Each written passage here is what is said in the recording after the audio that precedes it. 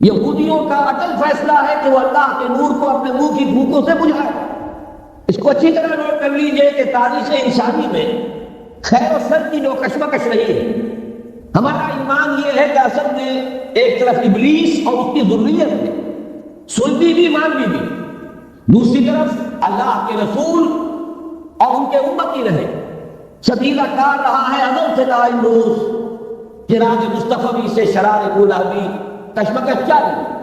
قرآن مجید میں 7 مقامات پر قصہ آدم و ابلیس ہے. اللہ سے اس نے مہلت مانگی قیامت تک کے لیے کہ مجھے مہلت دے کہ میں ثابت کر سکوں کہ آدم اور اس کی ذریت، اس کی نسل تیری وفادار نہیں رہے، میں نے گمراہ کر کے چھوڑوں. قرآن کا ہر طالب علم جانتا ہے اللہ نے اسے مہلت دی، اور اس نے پھر جو دھمکی دی تھی بار بار آیا، میں آدم کی نسل کا اغوا کر کے رہوں گا، انہیں گمراہ کر کے رہوں گا، ان پر سامنے سے حملہ کروں گا، پیچھے سے حملہ کروں گا، دائیں سے حملہ آور ہوگا، بائیں سے حملہ آور ہوگا.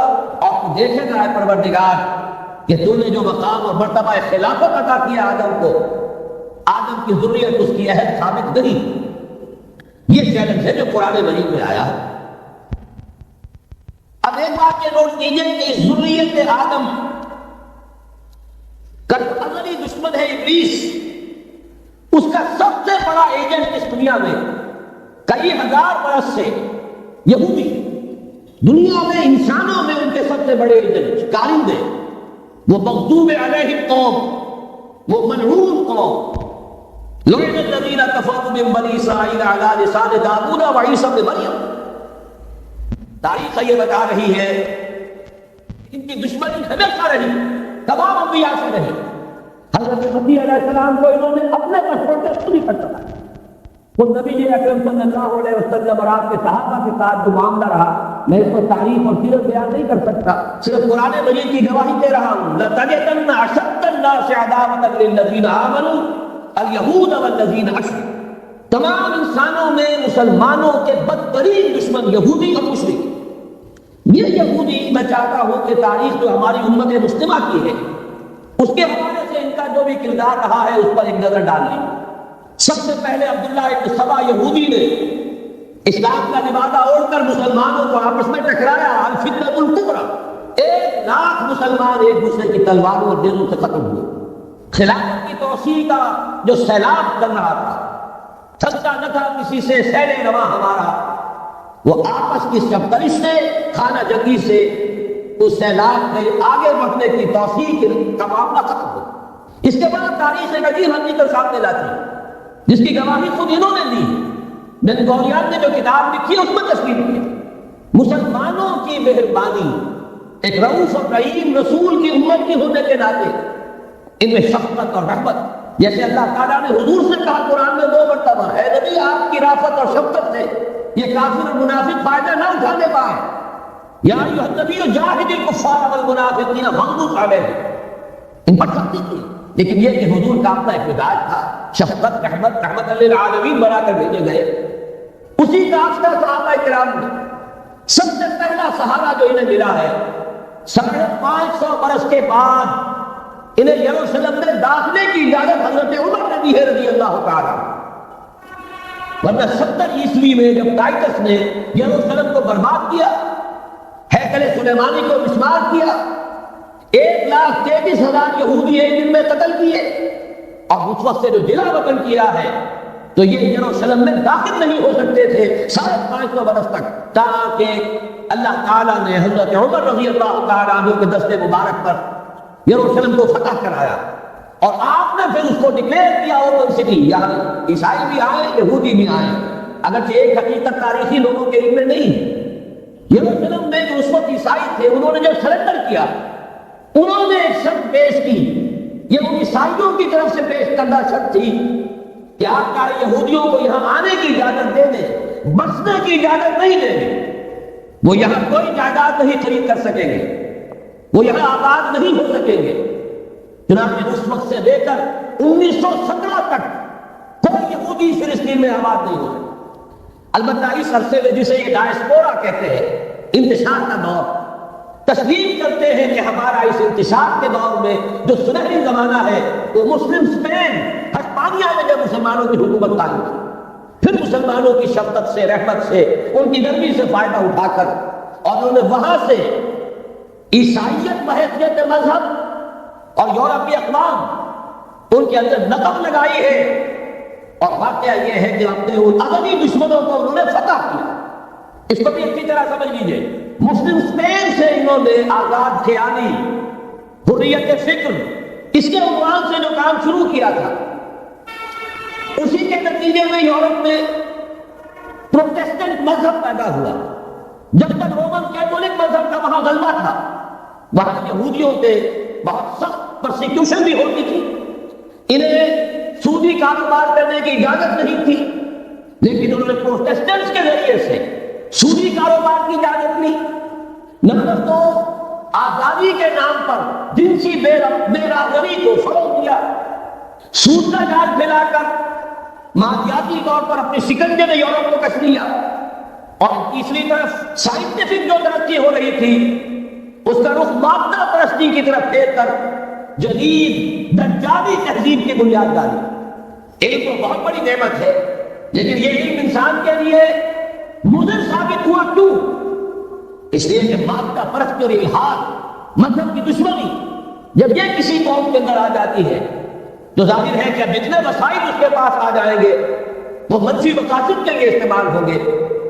ان کے نتیجہ انسانوں کے حق میں خیر نہیں، شر کی صورت میں برآمد ہوگا، اور وہی در حقیقت آج کی یہ دجالی تہذیب۔ اس کا جو سب سے زیادہ تلخ بات ہے، ذرا غور کیجئے، ماضی قریب میں رومن کیتھولک عیسائی یہودیوں کو دشمن سمجھتے تھے، اور یہودیوں کو حضرت مسیح کو سولی پر چڑھانے کا مجرم سمجھتے تھے۔ اگرچہ ہمارا عقیدہ ہے کہ اللہ نے انہیں بچایا، زندہ آسمان پر اٹھایا، لیکن یہ کہ عیسائی بھی مانتے ہیں، یہودی بھی مانتے ہیں کہ ہم نے مسیح کو سولی دے دی۔ عیسائیوں کے عقیدے میں ان کا انتقال سولی پر ہوا، پھر دوبارہ زندہ ہو کر آسمان پر اٹھائے گئے۔ یہ تو ہم جانتے ہیں کہ حقیقت یہ ہے، وما قتلوہ وما صلبوہ ولکن شبہ لہم، ایک ایسی ہی ان کے لیے شبہ کی صورت پیدا کر دی گئی۔ وما قتلوہ یقینا، ہرگز قتل نہیں کیا، بل رفعہ اللہ الیہ، اللہ نے انہیں اپنی طرف اٹھا لیا۔ بہرحال انہوں نے ابھی حال ہی میں پوپ سے بھی ایک فتویٰ حاصل کر لیا کہ یہودیوں پر جرم نہیں ہے، الزام نہیں ہے مسیح کو سولی دینے کا۔ تاریخ بدل گئی، جو 1900 برس تک ایک تاریخ چلی آ رہی تھی، میں چوپی سے کرم پوپ صاحب نے انہیں اس ذمہ داری سے بری۔ اور آپ نے دیکھا ہوگا حال ہی میں اسحاق ربین جب یہ واشنگٹن سے واپس آ رہا تھا، جب کچھ وقفہ پڑ گیا تھا، جو مصالحت کی گفتگو ہو رہی تھی پی ایل او کے ساتھ، تو واشنگٹن سے واپس آتے ہوئے پوپ سے مل کر آیا۔ اب ویٹیکان نے تسلیم کر لیا ہے اسرائیل کو، اب سفارت خانہ ویٹیکان کا یروشلم میں کھلنے والا۔ میری اس پوری گفتگو کا حاصل کیا ہے؟ انہوں نے 3 پرونگ اٹیک کے ذریعے سے یورپ کو اور یورپ کے ساتھ اب امریکہ، ان دونوں کو اپنے شکنجے میں کس لیا ہے، فتح کر چکے۔ یہ وہ بات تھی جو علامہ اقبال اس صدی کے آغاز میں دیکھ آئے تھے، فرنگ کی رگے جاں پنجے یہود میں ہے۔ وہ تو صرف ایک قوم تھی، جرمن قوم، جسے کچھ عرصے کے بعد احساس ہو گیا کہ یہودی کس شے کا نام ہے۔ نتیجتاً یہودیوں کے قول کے مطابق 60 لاکھ یہودیوں کو اس نے قتل کیا۔ لیکن اس کے علاوہ جس کو آج کل ویٹ کہا جاتا ہے، وائٹ اینگلو سیکسن پروٹیسٹنٹس، ان کے اوپر مکمل تسلط ہے یہودیوں کا۔ وہ یہودیوں کے اعلی کار بنے ہوئے ہیں، سود کے ذریعے سے مالیاتی شکنجے میں جکڑا ہوا۔ فیڈرل ریزرو فنڈ جتنا بھی امریکہ کا ہے، یہ سرکاری بینک نہیں ہے، یہودیوں کے نجی ادارے ہیں۔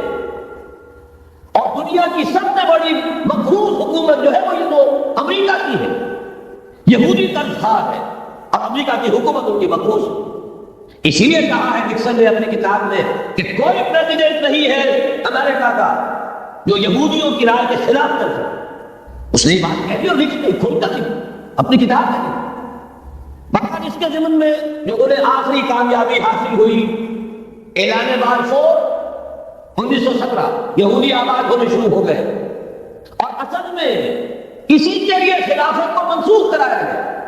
سلطان عبد الحمید، اگرچہ یہ ترکی خلافت جو ہے بندے بیمار کمزور، پھر بھی وہ مسلمانوں والا جذبہ اتنا تھا، انہیں بڑی سے بڑی رشوت پیش کی گئی تھی، ظاہر بات ہے یہودیوں سے بڑھ کر رشوت دینے والا کون ہو سکتا ہے؟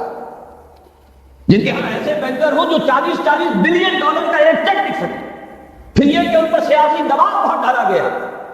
انہوں نے جب تک خلافت عثمانیہ برقرار رہی یہودیوں کو فلسطین میں آباد ہونے کی اجازت نہیں کہ جو معاہدہ کیا تھا حضرت عمر نے رضی اللہ تعالیٰ عنہ خلیفہ ثانی نے خلیفہ راشد نے ہم اس کے پابند ہیں اور ہم یہاں یہودیوں کو آباد ہونے کی اجازت نہیں دی.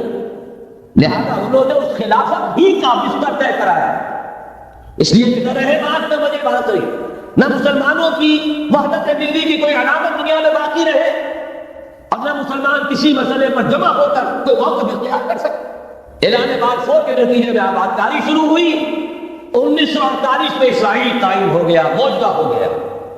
1967 میں اس کی توسیع ہو گئی.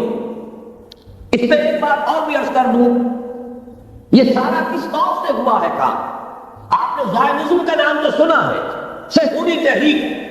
خود اس کا جو بابا آدم تھا, آرڈر آف الومیناٹی, 1776 یکم مئی یہ نظام قائم کیا بھائی صاحب نے, اور اس نظام کے تحت فری میسنری اور lodges of the great Orient قائم کیے گئے. یہ سارا ہتھکنڈا وہ ابلیسی نظام, اس کی تفصیل ایک کینیڈین آتھر نے لکھی ہے کتاب میں, پون زندگی. یہ سارا دھندا ایک شیطانی چکر ہے, ابلیسی چال ہے, اور اس کے ذریعے سے اسرائیل قائم ہوا اور اس کی توسیع بھی ہوئی 1967 میں.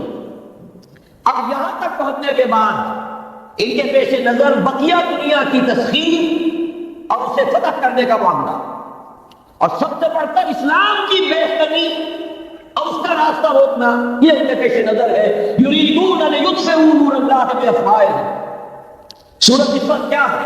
یورپ اور امریکہ سے آپ مشرق کی طرف آئیے, پہلے عالم عرب ہے, عرب مسلم ورلڈ. مجھے یہ کہتے ہوئے سب دکھ ہو رہا ہے, پورا عالم عرب وہ فتح کر چکے. وہ عرب ممالک کے جو اسرائیل کے ساتھ کسی میز پر بیٹھ کر گفتگو کرنے کو تیار نہیں تھے. آپ دیکھ رہے ہیں کہ 9/11 کبھی صرف انور سادات نے ریکگنائز کیا تھا, پوری دنیا میں شور مچا تھا, اس پر لعنت برآمد ہوئی تھی. اب تو ایک ایک کر کے وہ شاہ حسن ہو چاہے شاہ حسین ہو, اب تو وہاں سے ویزے ختم ہو رہے ہیں. سعودی عرب اور امارات انہوں نے جو کچھ کاروباری بندشیں لگائی ہوئی تھی وہ ختم کر دی گئی, ان میں نرمی پیدا کر دی گئی. یہ صورتحال ہے کہ واقعتاً ان کی جو عالمی تسخیر کا پروگرام ہے وہ آگے بڑھ رہا ہے, اور بدقسمتی سے امت مسلمہ کا جو قلب ہے, اس امت کا قلب امیین پر مشتمل ہے. هو الذی بعث فی الامیین رسولا منہم یتلو علیہم آیاتہ ویزکیہم الی آخر الآیہ. حضور بھی امی تھے, انہی میں سے تھے صلی اللہ علیہ وسلم. لیکن آج وہ قلب جو ہے عالم اسلام کا وہ یہودیوں کے شکنجے میں کب آ جا چکا. اکثر وہاں کے جو حکمران ہیں امریکہ کے ایجنٹ ہیں, اسٹوڈنٹس ہیں. یہ حالات جہاں تک عالم عرب کا تعلق ہے کل حقائق کا جو بیان کر رہا ہوں, اس لیے کہ آپ کے سامنے رہنا چاہیے.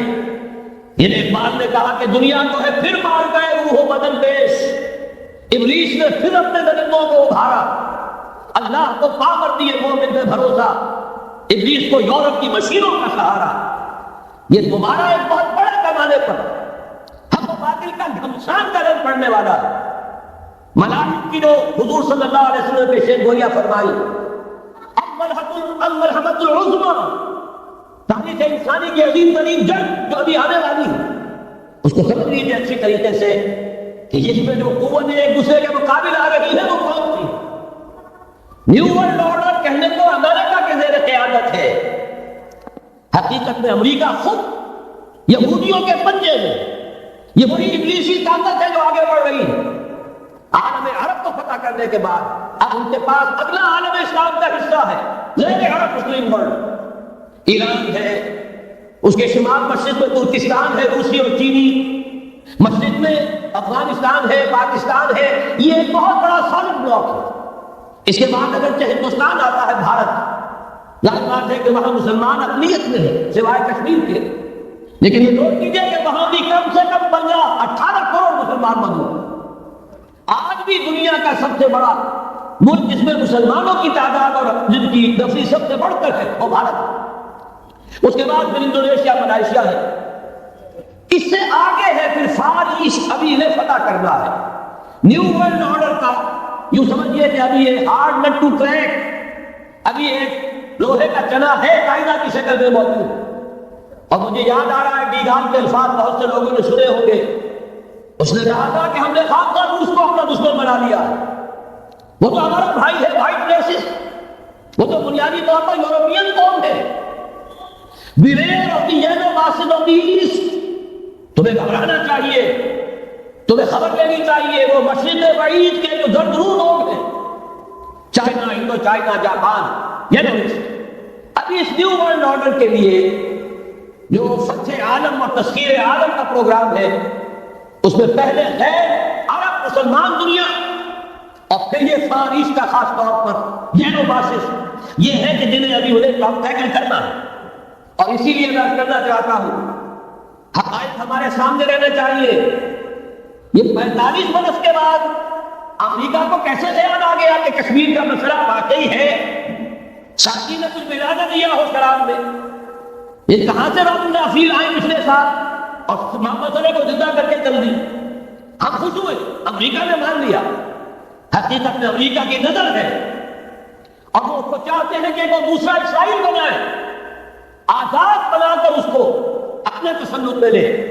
اس لیے کہ اگر جو پروگرام ہے، اگر وہاں پر فرض کیجیے بہت مطالبہ ہمارا مان لیا جائے، پلیبسائٹ کرایا جائے، اس کا نتیجہ کیا ہوگا؟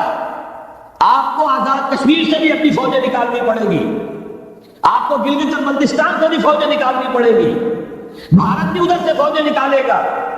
اور رہ جائے گا کون؟ یہ چھاٹ پڑا رہ جائے گا جب راج چلے گا بنجارا، دیکھ کون جائے گا؟ پھر تو وہی راج کرے گا جو یو این او پر قابض ہے.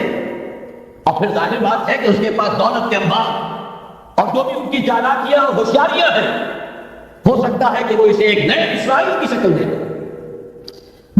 ایک طرف تو بدی کی یہ قوتیں ہیں، اس کے مقابلے میں خیر کی قوت کون سی؟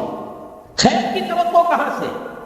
اس سے پہلے کہ میں اس موضوع پر آؤں، اب میں آپ کے سامنے وہ نوید خلافت جو میری آج کی گفتگو کا عنوان ہے، اب ایسے کنٹراسٹ بہت بڑا ہے، حالات اتنا خراب، خیر کی کوئی امید نہیں، کہیں سے کوئی اچھی خبر نہیں آتی. لیکن یہ کہ وہ نوید خلافت، سب سے پہلے تو انہی دونوں آیات کے حوالے سے، واللہ متم نورہ ولو کرہ الکافرون، اللہ لازماً اپنے نور کا اتمام فرما کر رہے گا چاہے یہ کافروں کو کتنا ہی ناگوار. وَمَكَرُوا وَمَكَرَ اللَّهُ وَاللَّهُ خَيْرُ الْمَاكِرِينَ. شر کی قوت اپنی چالیں چل رہی ہے، اللہ کی اپنی تدبیریں ہیں. جو آخری نتیجہ نکلنے والا ہے وہ کیا ہے؟ هُوَ الَّذِي أَرْسَلَ رَسُولَهُ بِالْهُدَىٰ وَدِينِ الْحَقِّ لِيُظْهِرَهُ عَلَى الدِّينِ كُلِّهِ وَلَوْ كَرِهَ الْمُشْرِكُونَ. دیکھیے جب آیت آپ کو سنائی، مسلمانوں کے سب سے بڑے دشمن کون؟ یہودی اور مشرک. پہلی آیت میں یہودیوں کا تذکرہ ہوا، انہیں مشرک نہیں کہا، کافر کہا. یریدون لیطفئوا نور اللہ بافواہہم واللہ متم نورہ ولو کرہ الکافرون. اگلی آیت میں اب آیا، اللہ نے تو اپنے رسول صلی اللہ علیہ وسلم کو بھیجا ہی اس لیے، اس قطعی فیصلے کے ساتھ بھیجا ہے. الہدیٰ، کتاب ہدایت، ہدایت کاملہ قرآن مجید دے کر، دین حق، نظام عدل و قسط، نظام عدل اجتماعی، سچا دین، سچا نظام دے کر بھیجا تاکہ غالب کرے اسے کل کے کل دین پر، پورے نظام زندگی پر. وَلَوْ كَرِهَ الْمُشْرِكُونَ، چاہے یہ مشرکوں کو کتنا ہی ناگوار ہو. یہ بات تو ہو کر رہے گی، اور اس کو نوٹ کر لیجئے کہ چونکہ حضور کی بعثت ہوئی پوری نوع انسانی کے لیے، وَمَا أَرْسَلْنَاكَ إِلَّا كَافَّةً لِلنَّاسِ بَشِيرًا وَنَذِيرًا. جب تک پوری نوع انسانی پر اللہ کا دین غالب نہ ہو جائے، اس آیت مبارکہ میں اللہ کا جس فیصلہ کا اعلان کیا گیا ہے گویا کہ ابھی وہ پورا نہیں ہوا، ہونا ہے. اسی لیے کہا تھا اقبال نے، وقت فرصت ہے کہاں، کام ابھی باقی ہے. نور توحید کا اتمام ابھی باقی، کل نور ارضی پر، کل عالم انسانیت پر اللہ کا دین غالب ہو کر. اس کی پھر نوید جو اور سورہ نور میں آئی ہے، اگر آپ کے پاس یہ ہے موجود کا نکال لیجیے، بدل کے دیکھیں. خلافت کا وعدہ، حدیث مبارک ہے حضرت نعمان بن بشیر. یہ آیت جو ہے یہ سورہ نور کی ہے. وَعَدَ اللَّهُ الَّذِينَ آمَنُوا مِنكُمْ وَعَمِلُوا الصَّالِحَاتِ مسلمانوں تم میں سے جو لوگ ایمان اور عمل صالح کا حق ادا کر دیں گے، دعا کیجیے اللہم ربنا اجعلنا منہم، اللہ ہمیں اس کی توفیق دے، اللہ ہمیں وفقنا لہذا، اللہ ہمیں اس کی توفیق عطا فرما۔ لیکن اگر تم یہ کر دو گے تو اللہ کے 3 وعدے، لَيَسْتَخْلِفَنَّهُمْ فِي الْأَرْضِ كَمَا اسْتَخْلَفَ الَّذِينَ مِن قَبْلِهِمْ، انہیں زمین میں خلافت عطا کرے گا لاجباً، جیسے کہ ان سے پہلوں کو عطا کی تھی۔ یاد کر لیجیے وہ آیت سورہ صاد کی، یا داؤد انا جعلناک خلیفۃ فی الارض، جیسے حضرت داؤد حضرت سلیمان کو خلافت اور حکومت عطا کی، ایسے یہ مسلمانوں تمہیں عطا کرے۔ وَلَيُمَكِّنَنَّ لَهُمْ دِينَهُمُ الَّذِي ارْتَضَىٰ لَهُمْ، اور ان کا وہ دین اسلام جو اللہ نے ان کے لیے پسند کر لیا ہے اسے تمکن غلبہ عطا کرے۔ وَلَيُبَدِّلَنَّهُم مِّن بَعْدِ خَوْفِهِمْ أَمْنًا، اور وہ بدل دے گا خوف کی حالت کو امن کی حالت سے۔ یہ 3 وعدے اصل میں ایک ہی ہیں۔ مسلمانوں کو خلافت عطا ہو جائے، ظاہر بات ہے دین کا غلبہ ہوگا، دین کا غلبہ ہو گیا، مسلمانوں کی حکومت ہو گئی، مسلمانوں کے لیے کوئی اندیشہ نہیں، خوف نہیں۔ اب نوٹ کیجیے تاریخی اعتبار سے جو ابو خیر کی بات چلنی شروع ہوئی، یہ آیت نازل ہوئی ہے سن 5 کے اواخر میں یا سن 6 کے شروع میں، چونکہ صحابہ کرام جو بھی شرطیں پوری کر چکے غزوہ احزاب میں، اپنے صبر اور مصابرت، اپنی استقامت، اپنی قربانی، اس کا پورا ثبوت دے چکے، جبکہ وہ رجیہ یہ شعر پڑھ رہے تھے، نحن الذین بایعوا محمدا علی الجہاد ما بقینا ابدا، ہم وہ لوگ ہیں جنہوں نے محمد سے صلی اللہ علیہ وسلم جہاد کی بیعت کی ہے، اب یہ جاری رہے گا جب تک جان میں جان۔ لہذا شرطیں چونکہ پوری ہو چکی، لہذا اللہ کی طرف سے اس کی جزا، اس کا بدلہ، وعدہ شروع ہو گیا پورا ہونا۔ سن 6 میں صلح حدیبیہ ہو گئی، انا فتحنا لک فتحا مبینا، سن 7 میں خیبر فتح ہو گیا، 8 میں مکہ فتح ہو گیا، 9 میں پورے عرب کی صفائی کر دی گئی، موپنگ اپ آپریشن، فَإِذَا انْسَلَخَ الْأَشْهُرُ الْحُرُمُ فَاقْتُلُوا الْمُشْرِكِينَ حَيْثُ وَجَدتُّمُوهُمْ، گویا کہ پورے جزیرہ نما عرب پر وہ نظام قائم ہو گیا، اللہ کی حکومت اور اس کے نیک بندوں کے خلاف۔ اس کے بعد کل 24 برس میں یہ نظام کہاں سے کہاں پہنچا، ترکستان کے علاقے سے لے کر اور شمالی افریقہ کا اکثر و بیشتر علاقہ شامل، یہاں اللہ کا نور جگمگا رہا ہے، توحید کا ڈنڈا بج رہا ہے۔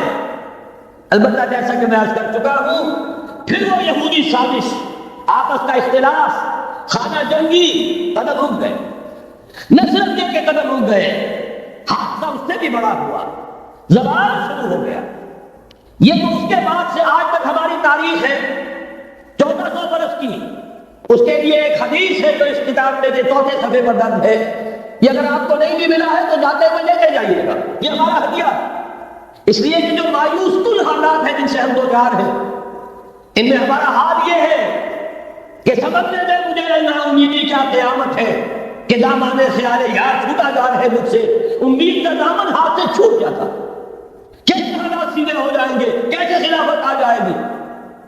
جیسے قرآن مجید میں تو تذکرہ ہے، جب پہلی مرتبہ یروشلم کو برباد کیا ہے نبوکدنضر نے، حضرت عزیر جب آئے ہیں وہاں دیکھا شہر کو، کوئی متنفس نہیں، کوئی توحید سلامت نہیں، ان کی زبان سے الفاظ نکل گئے، انا یحیی ھذہ اللہ بعد موتھا، یہ بستی جو ایسے ویران ہو گئی، اللہ اسے کیسے دوبارہ زندہ کرے گا۔ سورہ بقرہ میں واقعہ مذکور ہے، میں صرف حوالہ دے رہا ہوں، آپ وہی حال ہمیں نظر آ رہا ہے، دنیا میں خلافت کیسے آ جائے، یہاں تو ڈنکا بج رہا ہے امریکہ کا، یہاں تو طاقت وہ ہے، اسرائیل کا خنجر جو ہے عالم عرب میں دبا ہوا ہے، اور غیر عرب مسلم ورلڈ میں بھارت کا خنجر، اور دونوں خنجر کا نشان ہے۔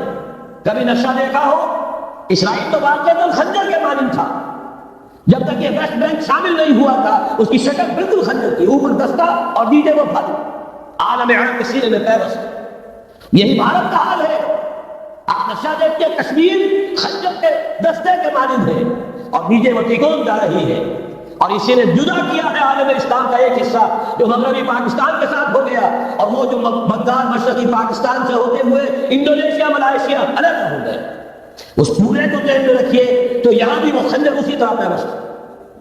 حالات اتنے مایوس تھے، ہماری کوئی حیثیت نہیں، ہمارے حکمرانوں کے دنیا میں مذاق اڑتے ہیں، ہمارے وسائل ان کے زیر تسلط ہیں، ان کے قبضے میں ہیں، ہماری پالیسیاں وہ بناتے ہیں، ہمارے لیے بجٹ انسٹرکشن وہاں سے آتی ہے، ٹیکسیشن پالیسی ان کے احکام کے مطابق بنتی ہے، پھر کہاں سے ہو جائے گا؟ اللہ یحیی هذه الله بعد موتها، کیسے زندہ کرے؟ میں اس کے لیے آپ کو یہ حدیث سنانا چاہتا ہوں تاکہ وہ یقین پیدا ہو۔ ایمان بالغیب جو پہلی شرط ہے قرآن مجید کی ہدایت سے استفادے کی، الف لام میم ذالک الکتاب لا ریب فیہ ھدی للمتقین الذین یؤمنون بالغیب۔ نبی نے خبر دی صلی اللہ علیہ وسلم، اور آپ نے اپنی تاریخ، اپنی امت کی کل تاریخ کے 5 ادوار گنا دیے۔ حضرت نعمان بن بشیر کی حدیث مسند احمد بن حنبل، تکون النبوۃ فیکم ما شاء اللہ ان تکون، مسلمانوں تمہاری مابین نبوت قائم رہے گی، موجود رہے گی، یعنی میں بنفس نفیس تمہارے مابین رہوں گا جب تک اللہ چاہے گا۔ ثم یرفع اللہ اذا شاء یرفعها، پھر جب اللہ چاہے گا نبوت کو اٹھا لے گا، یعنی میرا انتقال ہو جائے گا۔ دوسرے دور کی خبر دی، ثم تکون خلافۃ علی منہاج النبوۃ، پھر ایک دور آئے گا خلافت کا، اے نبوت کے نقش قدم پر کوئی فرق نہیں ہوگا، وہی نظام جو میں نے قائم کیا ہے جو کا تو قائم رہے گا، میرے نقش قدم پر وہ خلافت ہوگی۔ فرمایا وہ بھی رہے گا جب تک اللہ چاہے گا، پھر وہ بھی ختم ہو جائے گا۔ پھر فرمایا تیسرا دور آئے گا، ثم تکون ملک عاقب، ظالم ملوکیت، بادشاہ، محل بنیں گے، ٹھاٹ جلیں گے، ظلم کا سکہ روا ہوگا، ناجائز قتل ہوں گے، حجاج بن یوسف کے ہاتھوں سینکڑوں تابعی محمد بن قاسم بلا کر شہید کر دیے گئے، ورنہ اسی وقت پورا یہ جزیرہ نما ہند جو ہے، انڈین پینسولا، اس وقت پورا کا پورا مسلمان ہو جاتا۔ لیکن ملوکیت کو کبھی یہ برداشت نہیں ہوتا کہ کوئی شخص پبلک کے اندر مقبول ہونا شروع ہو جائے، پاپولر ہونا شروع ہو جائے، ان کے اقتدار کے لیے خطرہ ہو سکتا ہے۔ اسی دور ملوکیت میں واقعہ کربلا ہوا، حسین بن علی رضی اللہ تعالیٰ عنہما شہید ہوئے۔ اسی ظالمانہ حکومت کے دور میں واقعہ حرہ ہوا، مدینے کی بے حرمتی ہوئی 3 دن تک۔ اسی کے دور میں حضرت عبداللہ بن زبیر رضی اللہ تعالیٰ عنہما شہید ہوئے۔ میں اب کیا کہوں، حضور نے جب فرمایا ثم تکون ملکا عاقبا، کاٹ کھانے والی ملوکیت، یہ اسی کی شرح ہے۔ فرمایا یہ دور بھی رہے گا جب تک اللہ چاہے گا، پھر جب اللہ چاہے گا اسے بھی اٹھا دے گا۔ پھر دوسرا دور آئے گا، ثم تکون ملکا جبریا، پھر بادشاہی ہوگی غلامی کے ساتھ۔ میں نہیں کہہ سکتا اس وقت صحابہ نے اس کا مطلب کیا سمجھا ہوگا، اب کیونکہ یہ دور ہمارے سامنے سے گزر چکا ہے، بلکہ ایک اعتبار سے ہم اسی دور میں سانس دے رہے ہیں، لہذا بات سمجھ میں آ رہی ہے کہ وہ ملوکیت چاہے ظالم تھی، بادشاہ مسلمان تو تھے، کلمہ گو تو تھے، ان میں بہت اچھے بھی ہوئے ہیں۔ تاریخ انسانی میں مسلمانوں کے جیسے عمدہ مثالیں ہیں عمدہ بادشاہوں کی، شاید تاریخ کے اندر کوئی اور مثالیں پیش نہ کی جا سکتی۔ لیکن یہ کہ اس کے بعد جو دور آیا، کہیں ہم تاج برطانیہ کے غلام بن گئے، ملکہ برطانیہ، شاہ برطانیہ، ہز میجسٹیز گورنمنٹ، ہر میجسٹیز گورنمنٹ، کہیں فرانس کے، کہیں اٹلی کے، کہیں ہالینڈ کے، کہیں اور کسی کے، فرانس کے، اس طرح سے پورا عالم اسلام جو ہے کولونیل دور کے اندر غلامی کے دور میں چلا گیا۔ یہ چوتھا دور تھا، لیکن یہاں تھوڑا سا توقف کر لیجئے، یہ چوتھا دور ایک درجے میں ختم ہو گیا ہے، کہتے ہیں دنیا والے کولونیل دور ختم ہو گیا، حقیقت میں ختم نہیں ہوا، براہ راست حکمرانی ختم ہوئی ہے، انڈائریکٹ رول جاری ہے، ریموٹ کنٹرول کے ذریعے سے وہی حکومت کر رہے ہیں، مٹن وہی سے کپتے ہیں، ہم جا کر جھولیاں انہی کے سامنے بسارتے ہیں، انہی سے کبھی سرمایہ کاری کی بھیک مانگتے ہیں، کبھی قرضوں کی بھیک مانگتے ہیں، ان کے چشم و ابرو کے اشاروں کے منتظر رہتے ہیں، ہماری جنگ اور صلح ان کے تابع ہے، ہمارے تمام وسائل ان کے تسلط میں ہیں۔ وہ دور بھی ختم نہیں ہوا، فرق صرف یہ ہے پہلے براہ راست حاکم تھے، آپ بے واسطہ حاکم، لیکن حضور نے فرمایا صلی اللہ علیہ وسلم یہ دور بھی ختم ہو کر رہے۔ یوں سمجھیے جیسے کراچی میں لاڈی گورنگی میں کئی نمبر آتے ہیں بسوں میں، رانی نمبر 1، رانی نمبر 2، رانی نمبر 3، پھر کہیں 3.5 بھی ہوتا ہے۔ آج ہم بیچ میں کھڑے ہیں اس چوتھے دور کے کہ حضور کے قول کے مطابق ملکن جبرین، یا دور ابھی جاری ہے، جس ختم ہو گیا ہے، جس ابھی باقی۔ لیکن ایک بات تو بڑی تلخ ہے، ابھی بقیہ نصف میں بڑی قیامتیں گزرنے والی ہیں۔ اسی بقیہ نصف میں وہ مار کر پیش آنے والا ہے، اسی میں وہ ملاحم ہوں گے، اسی میں وہ الملحمۃ العظمیٰ ہوگی، اسی میں دجال اکبر کا ظہور ہوگا، اس میں ہمارے اوپر تکالیف و مصائب بھی ہو، اس کے سائے پہلے ہوں گے، اور کچھ روز سے راہوں سے لہو برسے گا، اور غمناک کے تاریک اندھیرے ہوں گے، لیکن اس کے بعد فرمان نبوت پوری شان کے ساتھ ظاہر ہوگا۔ ثم تکون خلافت علی منہاج النبوہ، پھر دور آئے گا خلافت علی منہاج النبوہ کا، دوبارہ وہی دور، میں نہیں وہ نظام جو محمد رسول اللہ نے قائم فرمایا صلی اللہ علیہ وسلم دنیا میں دوبارہ قائم ہو کر، میرے کئی دوستوں نے کہا ہو کر رہے گا، میں یقین کے ساتھ کہتا ہوں ہو کر رہے گا، صرف یہ کہ ہم یہ نہیں کہہ سکتے ابھی اس میں کتنی دیر ہے، جیسے قرآن مجید میں کئی جگہ حضور سے کہلوایا گیا، نبی کہہ دیجئے ان امری اقریب ام بعید ما توعدون، لوگوں جو وعدہ تم سے کیا جا رہا ہے یہ تو میں نہیں کہہ سکتا وہ جلدی پورا ہوگا یا دیر میں ہوگا، ضرور پورا۔ ان اللہ لا یخلف المیعاد، اللہ تعالیٰ اپنے وعدے کی خلاف ورزی نہیں کرتا۔ تو محمد رسول اللہ صلی اللہ علیہ وسلم کی دی ہوئی نبی دوبارہ خلافت علی منہاج النبوہ کا نظام قائم ہوگا، اور اس میں افضل نور علی نور۔ دو حدیثیں اسی کتاب میں شامل ہیں، پھر عرض کر رہا ہوں یہ آپ کو مل جائے گا اگر نہیں ہے اس وقت، اور میں چاہتا ہوں آپ ان کے وطن گران کریں، ان حدیثوں کے مبلغ بن جائیں، ان آیات کو حفظ جان بنائیں، تاکہ مایوسی کا مداوع ہو سکے، ہمتیں جو پست ہو رہی ہیں ان میں دوبارہ عزم جرأت پیدا ہو سکے۔ اس لیے ہم نے بڑی تعداد میں اسے شائع کیا ہے، 100 کے پیکٹس کے اندر آپ کو یہ بھی سمجھے گا اگر آپ لینا چاہیں، عام کریں، پھیلائیں۔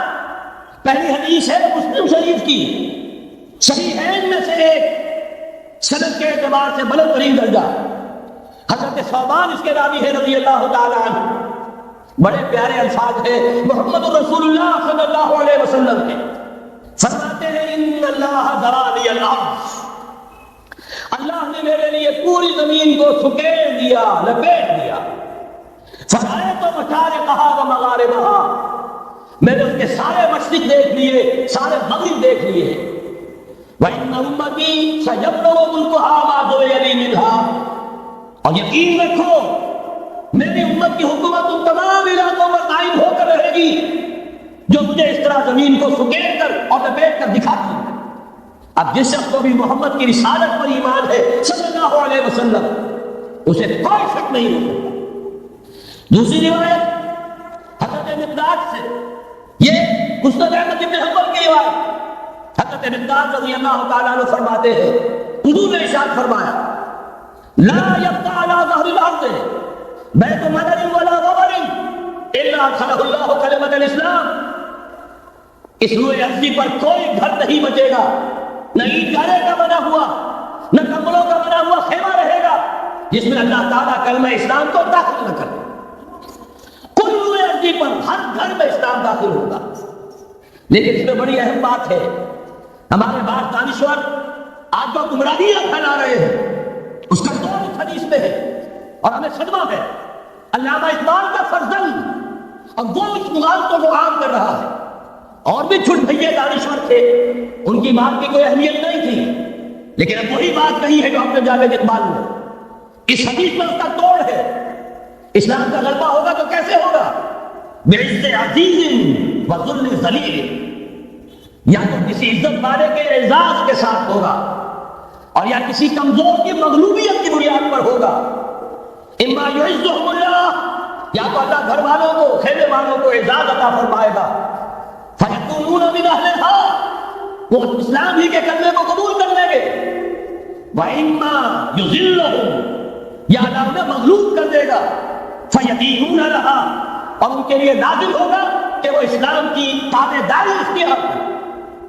یہی تو راستے ہیں یہی سورہ توبہ میں بتایا گیا تھا، ان یہودیوں سے، ان نصارہ سے مسلمانوں تک جاری رکھو، حتیٰ یؤتوا الجزیۃ عن ید وہم صاغرون، یہاں تک کہ اپنے ہاتھ سے جزیہ پیش کریں، چھوٹے بنے، اسلام کی بالادستی کو قبول کریں۔ میثاق مدینہ یہ تو اصل میں جد و جہد کے دوران کا ایک مرحلہ ہے، دوران میں تو کبھی صورتحال بدلتی ہے، تدبیریں ہوتی ہے، صلح بھی ہوتی ہے، جنگ بھی ہوتی ہے۔ آخری فیصلہ قرآن کا کیا ہے؟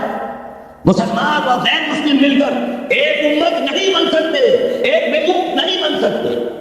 اسی بنیاد پر پاکستان بنایا، جو قومی نظریے کا سب سے بڑا پرچارک علامہ اقبال، مذہبی قومیت کی نفی کرنے والا شدید ترین الفاظ میں علامہ اقبال، اور اس کے سردم جو ہے وہ ایک قوم ہونے کا تصور دے رہے ہیں مسلمانوں اور غیر مسلموں۔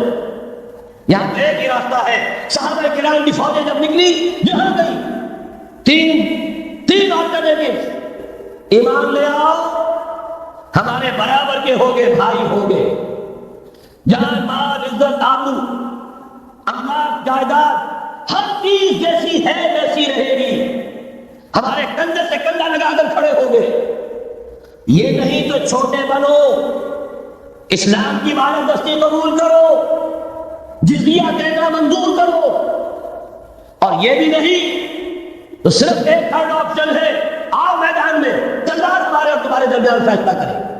یہ ہے تاریخ۔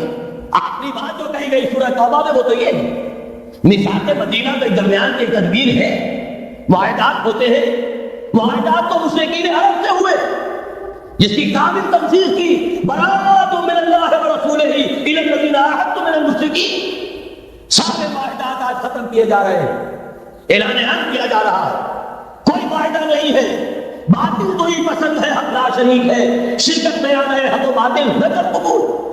علامہ اقبال تو یہ کہہ رہے ہیں، بارہ ذہن میں رکھیے، حضرت مقداد کی اس حدیث نے بہت بڑا عقدہ حل کیا ہے۔ اسی لیے جب حضور سے یہ الفاظ سنے حضرت مقداد نے تو کہتے ہیں فقلت، میں نے اپنے دل میں یہ کہا، وَيَقُولَ الدِّينُ كُلُّهُ لِلَّهِ، یہ جو سورہ انفال میں الفاظ آئے ہیں، دین پورا کا پورا اللہ کے لیے ہو جائے گا، یہ کبھی ہوگا جبکہ کل روئے عرضی پر کوئی گھر نہ بچے، کوئی خیمہ نہ رہے جو یا تو اس کے گھر والے اور خیمے والے اسلام لے آئے یا اسلام کی تابع داری قبول کرے، تب کے لیے تیار ہو، تب ہوگا۔ اسی کو اقبال نے کہا تھا جواب شکوہ پہ، وقت فرصت ہے کہاں، کام ابھی باقی ہے، نور توحید کا اتمام ابھی باقی۔ لیکن یہ جو حدیثیں میں نے آپ کو سنائی ہے، علامہ اقبال نے در حقیقت انہی کا نقشہ کھینچا ہے۔ آسماں ہوگا شہر کے نور سے آئینہ پوش، اور ظلمت رات کی سیما پا ہو جائے گی، پھر دلوں کو یاد آ جائے گا پیغام سجود، پھر جب خاک حرم سے آشنا ہو جائے گی۔ آج جو کچھ دیکھتی ہے لب پہ آ سکتا نہیں، محض حیرت کو کہ دنیا کیا سے کیا ہو جائے گی۔ شب گریزاں ہوگی آخر جلوہ خورشید سے، یہ چمن معمور ہوگا لبہ توحید سے۔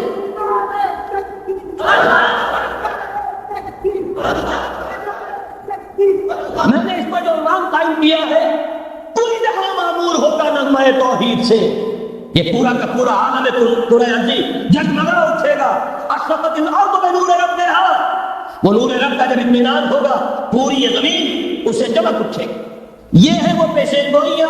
اب میں آپ کو بتانا چاہتا ہوں کہاں سے ہوگا۔ موٹی سی بات یہ ہے، پہلے خلافت علی منہاج النبوہ کا نظام قائم ہوا، کل روئے عرضی پر ایک دم نہیں ہو گیا۔ ایک ملک جزیرہ نما عرب، محمد رسول اللہ صلی اللہ علیہ وسلم والذین معہ رضی اللہ تعالی عنہم اجمعین، ان کی جد و جہد، ایثار، قربانی، اس کے نتیجے میں جزیرہ نما عرب وہاں یہ نظام قائم ہو گیا۔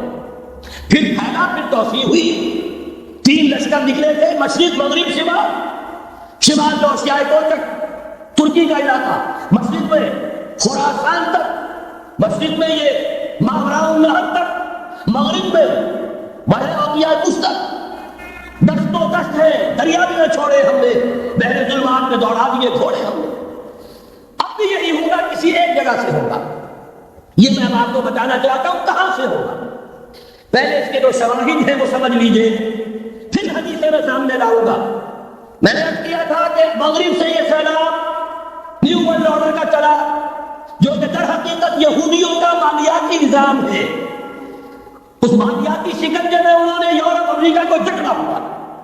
اس کے بعد ان کی فتوحات کا دائرہ عالم عرب ان کے شکنجے میں آ چکا. ابھی آپ نے خبریں پڑھی ہوگی، اب تو ہزاروں فنڈامنٹل سعودی عرب میں گرفتار ہو رہے ہیں، علماء گرفتار ہو رہے ہیں. یہ ساری حکومتیں جو امریکہ کے ایجنٹوں پر مشتمل ہیں، در حقیقت یہی سب سے پہلے اپنے ہاں کے جو مسلمان ہیں جنہیں یہ کہتے ہیں کہ یہ فنڈامنٹلسٹ ہے، سب سے پہلے تشدد ان کی طرف سے. بہرحال اب اس سے آگے ہے عالم اسلام کا وہ حصہ جس میں میں اور آپ بھی ہیں. یہ غیر عرب عالم اسلام، ایران سے شروع ہو کر پھر افغانستان جو حضور کے زمانے میں خراسان کہلاتا تھا، یہ پورا افغانستان، کچھ تھوڑا سا حصہ ایران کا، کچھ تھوڑا سا حصہ روسی ترکستان کا، کچھ حصہ پاکستان کا، یہ سب حضور کے زمانے میں خراسان کہلاتا تھا. اس کے ذمن میں جان لیجئے اب یہ نیوکلیس بننے والا ہے، یہاں سے خلافت کا آغاز ہو کر رہے گا. اس کے شرائط کیا ہے؟ پہلی بات نوٹ کیجئے، ختم نبوت کے بعد سارا سلسلہ مجددین کا ہے رحمہ اللہ. 1000 برس تک سارے مجدد عالم عرب میں پیدا ہوئے. 11ویں صدی سے یہ صنم خانہ ہند، مجددین کی آبادگاہ، مجدد الفسانی رحمۃ اللہ علیہ، 11ویں صدی ہجری، یا الفسانی اسی کے دوسرا 1000 سال وہیں سے شروع ہوا. کہاں کے رہنے والے تھے؟ 12ویں صدی کے مجدد اعظم شاہ ولی اللہ دہلوی، 13ویں صدی میں سید احمد بریلوی اور ان کے ساتھی شہید شاہ اسماعیل شہید، 14ویں صدی میں شیخ الہند اسیر مالٹا، انگریز سے ٹکرا جانے والا. یہ مضمون ہم نے چھاپا تھا، اگرچہ چھپا تھا وہ پاکستان کو نامہ پاکستان میں، ہم نے بھی اسے چھاپا. اب دوبارہ جو کتاب کو شائع کیا ہے انگلینڈ میں، انگلستان میں خلافت کی اذان کے عنوان سے اسپیشل ایک جو ہے ندائے خلافت کا ایشو آیا ہے، اس میں دوبارہ ریپیٹ کیا. اس سے آپ کو اندازہ ہوگا شیخ الہند کی شخصیت کا. جرمنی تک سے ان کی گفتگو چل رہی تھی، دار الخلافت ترکی سے گفتگو چل رہی تھی، ہندوستان کو آزاد کرا کر دوبارہ اس کو دارالاسلام کی شکل دینا. اس لیے کہ اس وقت تک آپ کو معلوم ہونا چاہیے ہندو ابھی سویا ہوا تھا. وہ غلامی کا جو بھی اس کے اوپر اثر پڑا تھا مسلمانوں کی 1000 سالہ غلامی کا، اس کی وجہ سے اس میں کوئی حوصلہ تھا ہی نہیں. سیاست کے میدان میں ہندو ابھی آیا ہی نہیں تھا.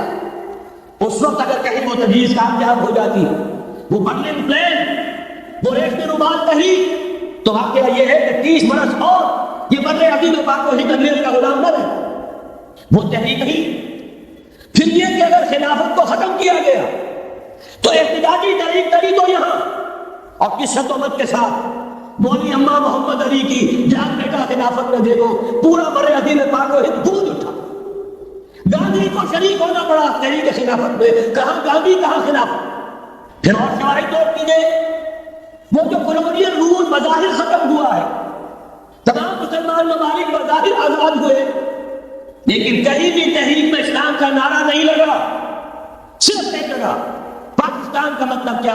لا الہ الا اللہ. اور اس سے پھر گونج گیا پورا بر عظیم پاک و ہند، راج کماری سے لے کے طرف خیبر تک، اور ادھر مکران سے لے کر چٹاگان تک.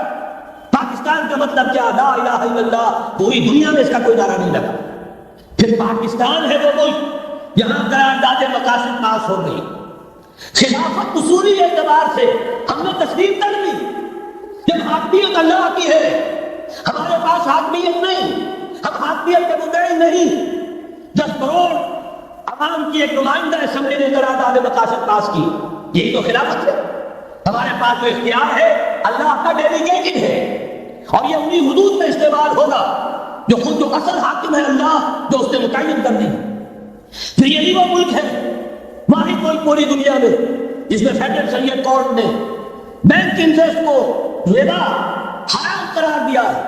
پوری مسلم ورلڈ کے اندر اس کی کوئی مثال موجود نہیں. یہ شواہد ہے. علامہ اقبال جیسا مفسر مفکر یہاں پیدا ہوا، مولانا مودودی جیسا مصنف یہاں پیدا ہوا، مولانا الیاس جیسا مبلغ یہاں پیدا ہوا، شیخ الہند جیسا مجدد یہاں پیدا ہوا. پورے عالم اسلام میں اس کی کوئی مثال نہیں. اور میں تو ایک اور بات کی طرف کہتا ہوں، اللہ کے معاملات بڑے عجیب ہیں. یہ جو جنگیں ہونے والی ہے یہ جو خیر و شر کا مارکا دنیا کو ہے پھر مار گئے روح و بدن پیش، تہذیب نے پھر اپنے درندوں کو ابھارا، اللہ کو پاور دیے مومن پہ بھروسہ، ابلیس کو یورپ کی مشینوں کا سہارا۔ یہ جو ابھی مارکا قائم ہونے والا ہے، پہلا حصہ میں آپ کو بتا دیتا ہوں، شیطان، اس کا ایجنٹ یہودی، ان کے سب سے بڑے کارندے زائنسٹ، ان کے اعلی کار ہیں ویسٹ، وائٹ اینگلو سیکسن پروٹسٹنٹس، جو امریکہ کی زیر سلطنتی نیو ورلڈ آرڈر لے کر چلے ہیں، جو حقیقت میں نیو ورلڈ آرڈر ہے۔ دوسری طرف دیکھیے، ذرا غور کیجیے، ایک حدیث نبوی ہے، ما انزل اللہ من داء الا انزل له دواء، اللہ نے کوئی ایسا مرض پیدا نہیں کیا جس کی دوا پیدا نہ کی ہو۔ اسرائیل 1948 میں قائم ہو رہا ہے، پاکستان 1947 میں وجود میں آیا۔ ایک سال پہلے جیسے ماں کی چھاتی میں اللہ دودھ پہلے پیدا کر دیتا ہے، بچے کی ولادت بعد میں ہوتی ہے، یہ قانون قدرت ہے۔ اسی طریقے سے توڑ اس کا در حقیقت اسرائیل کا توڑ ہے جو پاکستان کی شکل میں وجود میں آیا۔ یہ دوسری بات ہے کہ ہم بھٹک گئے، منزل کا سراغ بھول گئے، ہم آقا دولت کے بندوں میں، اور سب سے بڑھ کر یہ کہ جو مطلوبہ جائیداد کے لالچ، ہم اس میں پڑ گئے، بھول گئے کہ پاکستان کس لیے بنایا تھا، بھٹک گئے۔ بہرحال میں ان شواہد کی بنا پر یہ یقین رکھتا ہوں، پورا ٹرکشمنٹ سلسلہ مجددیہ نقشبندیہ کے ساتھ، یہ پورا سلسلہ افغانستان سے چلیے، ترکستان سے چل کر ترکی تک، پورا یہ جو نان عرب ورلڈ ہے، نان عرب مسلم ورلڈ، وہ سلسلہ مجددیہ حضرت احمد سرہندی رحمۃ اللہ علیہ، گردن نہ دی کوئی جس کے جہانگیر کے آگے، جس کے نفس گرد سے گرمی آزاد، یہ انہی کا سلسلہ ہے جو پورے ٹرکش بیلٹ میں آپ کو نظر آئے گا۔ پھر شاہ ولی اللہ جیسا مفکر، بہرحال یہ تمام شواہد ہیں، اور میرے لیے تو سب سے بڑے شواہد جو ہے، اب وہ احادیث دیکھیے جو حضور نے بیان فرمائے۔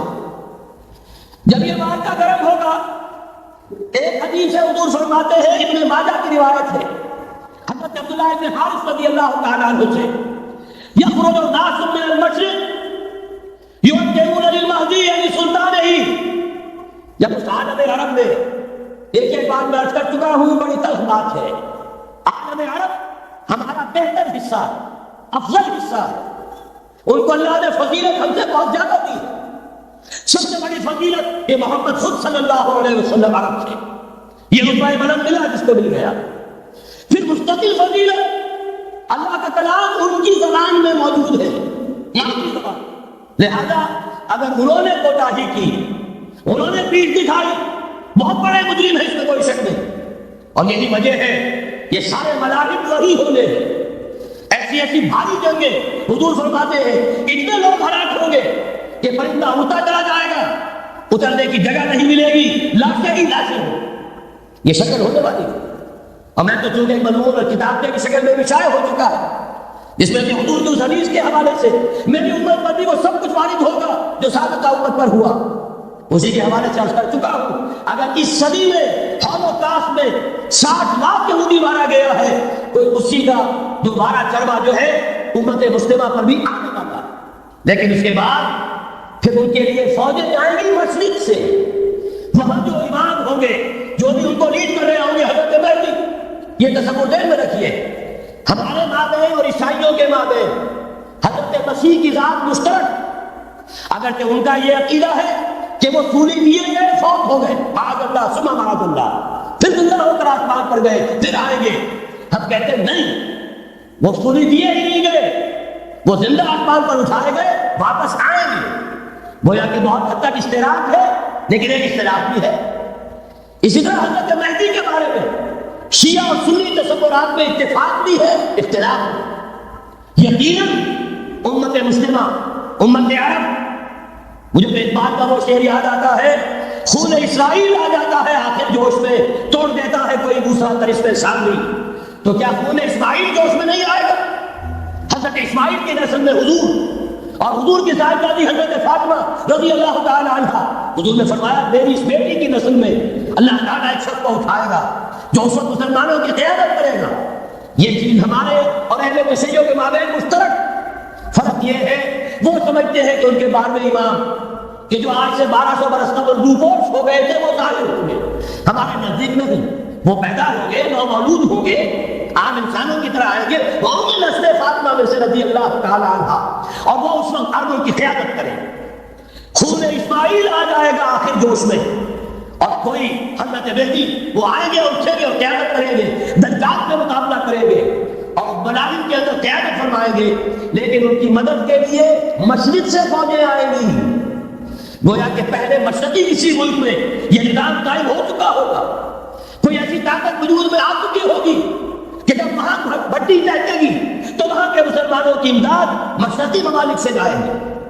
اور ایک دوسری حدیث میں، یہ تو ترمذی کی روایت ہے، کتب حدیث میں تیسرے نمبر پر کتاب نہیں ہے، صحیح بخاری صحیح مسلم پھر یہ جامع ترمذی، اس میں حضرت ابو ہریرہ سے روایت ہے، یخرج من خراسان رایات السود، خراسان میں بتا چکا حضور کے زمانے کا خراسان، افغانستان، کچھ حصہ پاکستان کا، کچھ روسی ترکستان کی آزاد ریاستیں جو بھی ہوئی ہے، تھوڑا سا حصہ ایران کا، یہ خراسان حضور، یہ گریٹر خراسان، یہاں سے فوجیں چلے گی، سر علم برآمد ہوں گے اور کوئی طاقت انہیں روک نہ سکے گی، ان کا منہ پھیر نہ سکے گی، یہاں تک کہ وہ ایریا حضور کے زمانے میں یروشلم کا نام تھا، یہاں تک کہ ایریا میں جا کر نصب ہوا۔ گویا کہ یہ جو ہمارے ہاتھ سے نکلا ہے قبضے سے، پہلے بھی عربوں کے ہاتھوں سے نکلا تھا بیت المقدس، یروشلم، عرب واپس نہیں لے سکے تھے،